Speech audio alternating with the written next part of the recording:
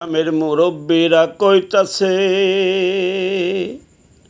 বাংলাদেশে আল্লাহর গজব নাজিল হইতাছে।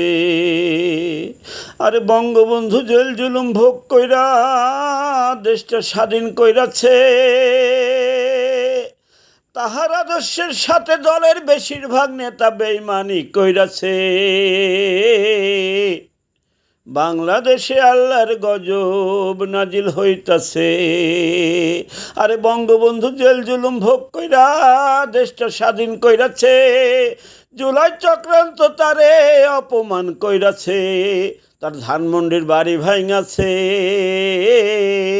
বাংলাদেশে আল্লাহর গজব নাজিল হইতাছে। আর শেখ হাসিনা দেশের জন্য কি না কইরাছে।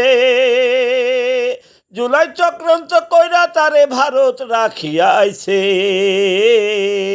তার সাজানো গোছানো বাংলাদেশ ভাঙ্গা দেশ বানাইছে। শিক্ষকদের অপমান কইরাছে, গুণীজনদের অপমান কইরাছে। বাংলাদেশে আল্লাহর গজব নাজিল হইতাছে। আরে বঙ্গবন্ধু জেল জুলুম ভোগ কইরা দেশটা স্বাধীন কইরাছে।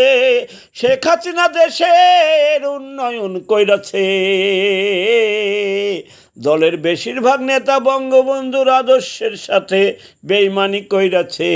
বাংলাদেশে আল্লাহর গজব নাজিল হইতাছে। গ্রামের মুরব্বীরা কইতাছে বাংলাদেশে আল্লাহর গজব নাজিল হইয়াছে।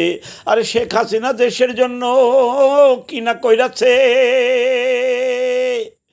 দলের বেশিরভাগ নেতা তার সাথে বেঈমানি কইরাছে। তার আদেশ অমান্য কইরা দলের ক্ষতি কইরাছে। বাংলাদেশে আল্লাহর গজব নাজিল হইয়াছে। আরে কয় মাসে ভালো মন্দ যাচাই হইয়া গেছে। সৃষ্টিকর্তার ইচ্ছায়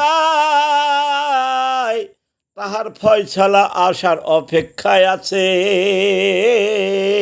বাংলাদেশে আল্লাহর গজব কয় মাসে নাজিল হইয়াছে।